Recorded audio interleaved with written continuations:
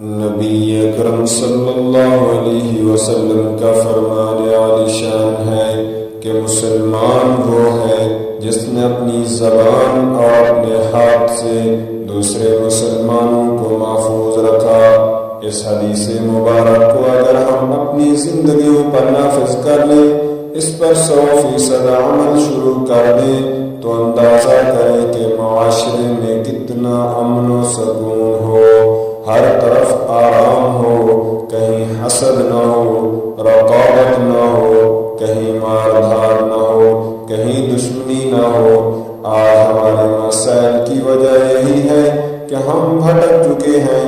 اس حدیث مبارک کی روشنی میں ہمیں اپنی زبان اور اپنے ہاتھوں کو انسانوں کی بھلائی کے لیے استعمال کرنا چاہیے۔